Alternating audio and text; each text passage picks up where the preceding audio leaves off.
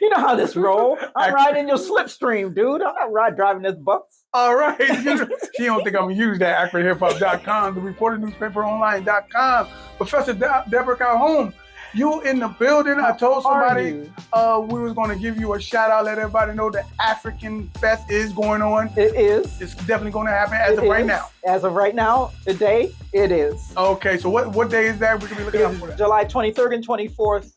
2022 in Akron, Ohio at downtown Lot 3, 200 South Main Street. Okay, all right. So cross our fingers and hope it won't get shut down like July the 4th did. Yeah. Listen, man, so you said you got some stuff you wanted to talk to the community about on some things that was that you saw on your timeline. Talk about it. Easily on my timeline and what I'm sure we've all seen on our news screens, and it has all to do with free speech and the right to protest. And most recently, what triggered this, one was some of the protesters who recently saw fit to protest in front of Mayor Dan Horgan's home and the deputy mayor's home. You have the right to do that. And what triggered this, even though those events happened, but the same event happened with Justice Kavanaugh, who was at a steakhouse in Washington, D.C., and he had to jet out the back door because there were protesters at the front door protesting his decision or the collective decision of the U.S. Supreme Court with regard to Roe v. Wade and some other, decisions in terms of New York and their gun management processes going on there, that the Supreme Court overruled those things that the state had legitimately and legally decided to do to manage and control registration of gun paraphernalia in New York City.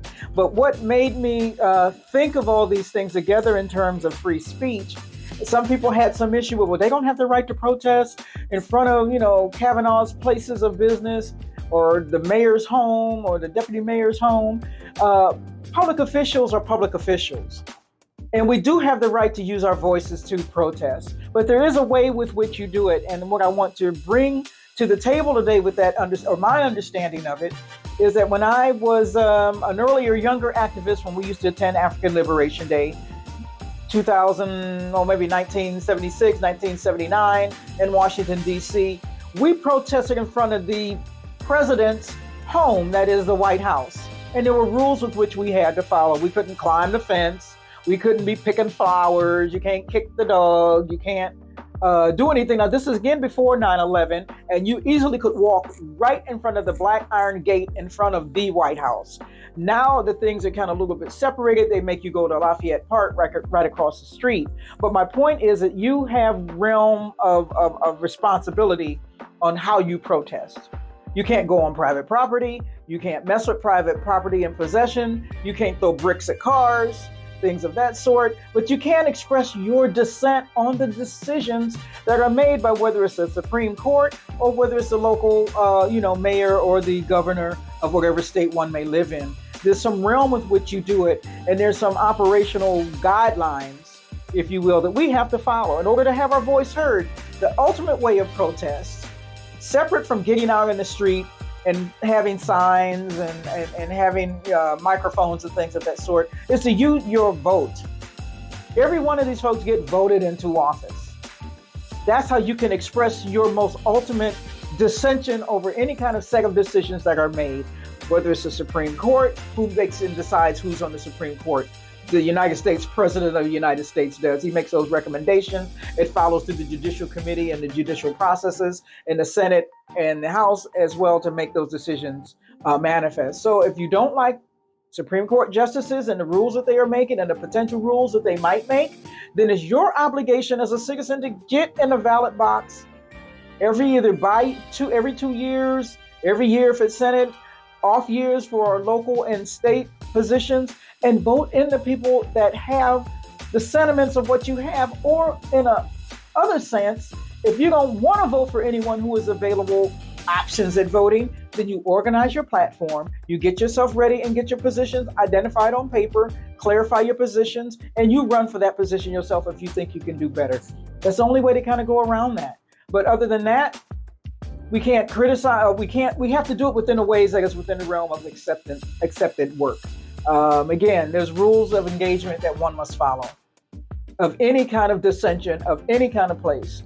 If we don't like the fact that our fraternal order of police has more say than the mayor does, then we need to work to change those contractual obligations so that we change that outcome. Other than that, it's just blue smoke. And it's okay to let off steam, because even again, a way with which you do that. You can't go busting other people's property, because it really takes, it challenges the integrity of the issue what you're trying to express. Well, listen, man, you dropped it. You said you wanted to say something to the community. Yes. And you said that. You said it and didn't delay it. Listen, if somebody want to get involved with you personally on some of the things that you're doing in the community, like the African Fest and everything, how can they get in contact with you? They can either contact the organization directly, www.akronafricanculture.com, or one may call or hit our email up, africanculture@gmail.com. Or if you want to call me personally, you can hit me up on Facebook at Designs by Deborah Calhoun. Twitter, I am History Sister. And on Instagram, I am Rough Diamond 824. Rough Diamond. Because we all are diamonds in the rough. You better say, hey, we really appreciate you, Miss Deborah Calhoun. Thank you. Professor Deborah Calhoun, for taking the time out and educating us like you do in your classroom at Kent State. Every day, all day. I have some fun and get something done, baby girl. Thank you. It's your boy Dre Day Feather, baby. I'm with my boy Ayo Blunt God, AkronHipHop.com. You know, July 29th, we in the city, Akron, Ohio, at the Akron Civic Night stage, man. We got the Summer Meltdown. We got some Akron legends in the building. You can go to Ticketmaster.com and purchase your tickets. Just Google it, Ticketmaster.com, Summer Meltdown. Doors open at 7:30. We actually got an after party as well at Crown Nightclub, which starts at 12 at midnight. So it's gonna be legendary, man. Something dope for the city, you know. AkronHipHop.com, the Reporter Newspaperonline.com. We're on the west side. Yes, sir. We're one of the busiest entrepreneurs in the building. Dr. Levi, tell everybody what's going on in your name, baby. Hey, man, we down here at 1544 South Hawkins, right on the west side, next to Circle K. This strip is a legend, baby. Hey, we got our hand car wash down here. We got full details going on, waxing, interior jobs, motor jobs, everything. $15 and up. A hand soft car wash. Come on down here, man. Join the line. You can see they lined up. We putting them in. We getting a good quality job. We got detailers in here in the house. We got my man Dino. We got Chris. We got Jeff over there. And they putting in serious work. I mean, you guys want some quality stuff done. 1544 South Hawkins, $15 and up. Come get a good quality job. At least come give us an opportunity so you can see the quality of job you're gonna get. Let me ask you a question. Are we doing the same thing on the Britain Road? Talk about that too. You mean in Colga Falls? Absolutely. Yeah, that's where it started from. So it's all combined business. So we just ran them concurrent because we got business in Colga Falls. Now we have business right on the west side where it's needed at, where I was born and raised at. So we're just trying to give the love here just as well, man. So how much is, not how much, I'm sorry. What time are we doing this thing, getting these cars cleaned? We're starting at 8:30, 9 o'clock, all the way to 6 o'clock. All right, man. Hey, listen, man, we ain't gonna waste 7 days a week, baby. 7 days a week, too. Come and get it done on Sunday, y'all.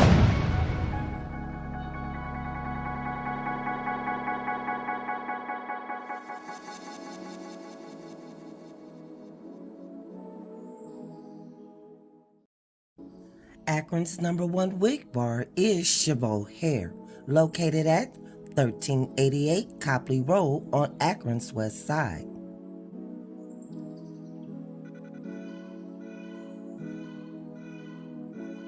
Chabot Hair is your one-stop shop when it comes to all of your hair and accessory needs. Human hair bundles, braiding hair, wigs of all kinds, including lace fronts, eyelashes, hair and wig care products, sunglasses, and more. Also, Chabot Hair offers the city's best wig bar. That's right, come in, take advantage of the city's most comfortable environment and most knowledgeable stylist.